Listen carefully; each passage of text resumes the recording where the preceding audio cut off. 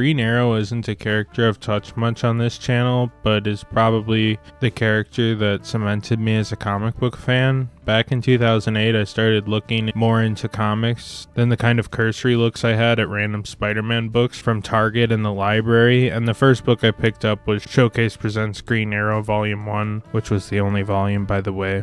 And it was a look at some campy Silver Age appearances, but honestly I kind of loved the idea of this modern Robin Hood that was basically just a clone of Batman. Of course, over the years, Green Arrow has changed numerous times. Denny O'Neil and Neil Adams made him a hippie liberal in the 1970s.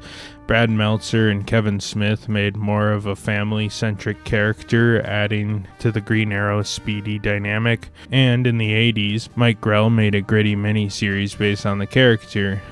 The Longbow Hunters, which was kind of Green Arrow's take on the comics industry's newly found edge, we saw come to the forefront with books like The Dark Knight Returns and Watchmen, something that DC in this era was largely on the cutting edge for. And while this is the lesser known of the three examples I gave, it's definitely a classic, and a classic with a B-list hero. Since many classic comics are usually Batman, Superman, or Spider-Man, with some original IPs mixed in there, I thought it was kind of cool that Green Arrow got his time in the prestige comic limelight. This book was largely put together by Mike Grell, Lorene Haynes, and Julia Lacquement, but what I find interesting is that Lacquement, while working heavily on Green Arrow and Black Canary, largely brought this color style to this book. Mike Grell also worked consistently for decades in the books, being most active in the 1970s. While I think this book has some of his most interesting work, his style is more readily apparent here, with him willing to play ball with the more standard art of ongoing comics in most of his runs, but also liked slipping some weirder stuff in here and there where he could.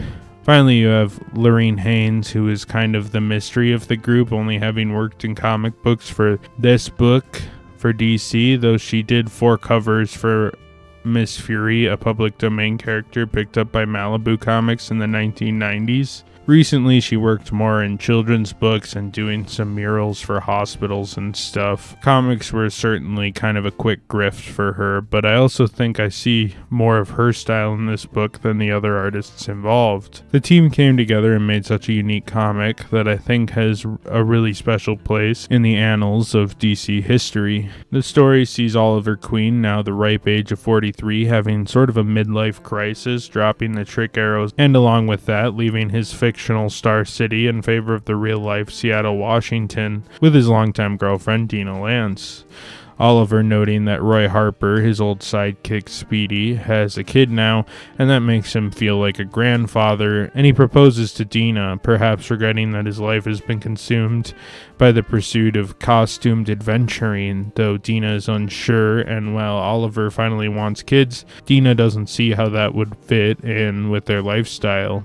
Anyhow, a serial killer, the Seattle slashers, making their way around killing people in town, a la Jack the Ripper. Anyway, Green Arrow tracks the slasher and is about to apprehend him, but another archer beats him to the punch and kills the slasher. Oliver soon learns the victims of this Robin Hood killer, as the media call her, all have a connection through the military, that the killing wasn't necessarily due to the Seattle slasher's serial killer tendencies. Dina, meanwhile, goes undercover to try to find some information on a local cocaine trade, as Oliver tracks the Robin Hood killer, who knows he isn't a killer and thus won't be able to stop her. Soon after, though, he learns a man that Dina was working with undercover was found dead, which leads him to believe she's in trouble. Oliver finds her, and she's being tortured, though with the help of the Robin Hood killer, he saves her. While Dina recovers following her rescue, Oliver investigates the tattoo he witnessed on the Robin Hood killer's arm. This eventually leads him to finding and confronting the killer, Shadow, whose father was murdered and dishonored by the men she was killing. As it turns out, on some CIA shit, this corrupt dude Greg Osborne, who's working in the drug trade, works undercover with the government and is confronted by Queen and Shadow. Another dude, Mangor, who worked with Osborne, is killed after explaining that he ran a Japanese internment camp in World War II and was controlling Shadow's father, stealing some of his Yakuza gold and bringing him dishonor and whatnot. It all got a bit political at the end there and has themes of some real 1980s espionage, which I found kind of interesting. Shadow is a cool character in this book. She's basically just an anti-hero version of Green Arrow, which is kind of fun. She also has a longbow to reflect the Japanese culture where that is more common. In the comics, she would go on to get far more convoluted. In the original timeline, she ended up raping Oliver Queen to get pregnant off of him, which was, I don't know, that just felt a bit weird. So they retconned that and said she had a child with Oliver's dad and birthed his half-sister Amiko, who went on to become the Red Arrow in the main continuity today. That may be a bit better than the original ideas they had. Longbow Hunters is largely a character study of Oliver Queen with the express goal of recontextualizing him as Green Arrow. Green Arrow, over his 41 years that led up to this book, was Robin Hood brought to the modern age, then a campy Batman clone armed with trick arrows, a country traveler with Green Lantern, and a longtime Justice Leaguer. What I think this book wanted to do was take Oliver closer to the ground than ever before. This book sees Oliver very empty in his life, and while he loves Dina, something is stale, hence the move to Seattle from Star City, and his interest to have children and get married to Dina, despite that not really being possible in a world where the duo are high-flying vigilantes. By the end, we also have Oliver questioning his morals a bit when coming up against Shadow, whose whole goal is to kill. But one thing I think is very special about Green Arrow in this comic is that we see a Green Arrow that's aging. That's a big factor in his life during this book. Obviously, Green Arrow will never retire from old age or something like that in the comics. He's still going today. But you gotta think the expiration for a hero can't be more than like 10 really viable years in the 20s or early 30s a bit, and a bit on either side of that where they can pull off the superhero stuff. And at 43, we see a Green Arrow who regrets perhaps not exploring other avenues in his life, though this plot is largely closed when Dina is kidnapped by Jankowski and his coke dealer buddies, her torture and near death being obvious proof that their line of work and enemies they created aren't compatible with kids. Whether that was the coke dealer guy or a Mazo is kind of irrelevant. Eventually, someone could come after them and kill their kids. It's kind of a standard superhero quarry. Of course, down the line, Green Arrow has some secret kids that he finds out about in prime superheroing age, but you know, that's just kind of how comic books go.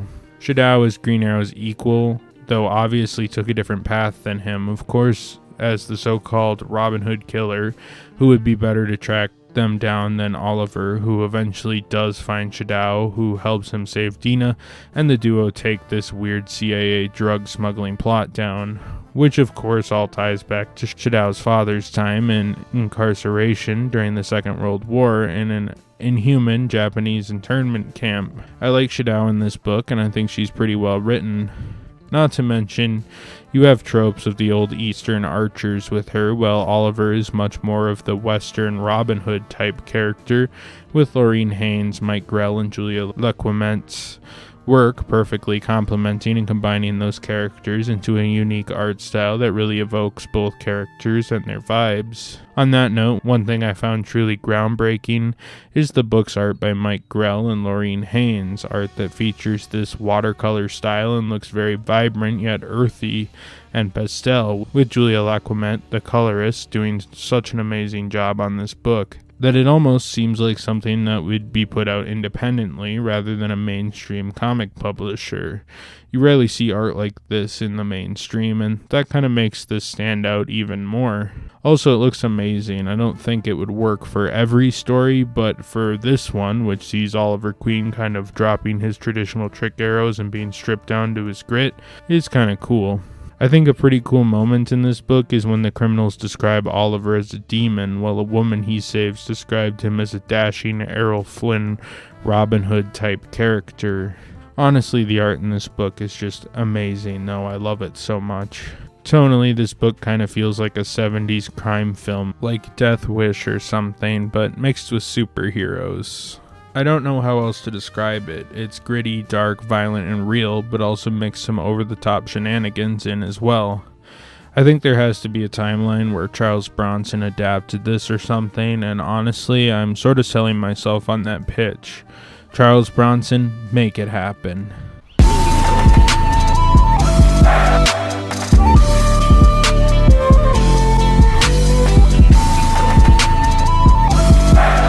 This may be kind of a short video, but I felt I needed to talk about this comic because it is such a special miniseries that stands so strong, even without a pillar hero like Batman at the head or a superstar writer like Alan Moore.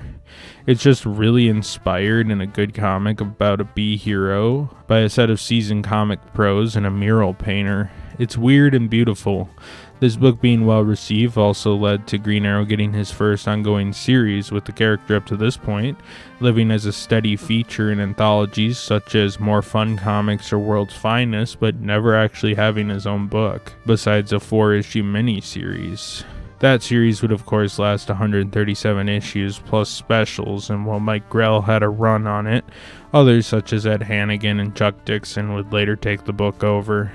I think this book was the catalyst for the character, though, that brought him out of the supporting realm and proved Green Arrow had legs to stand on without other heroes at the helm.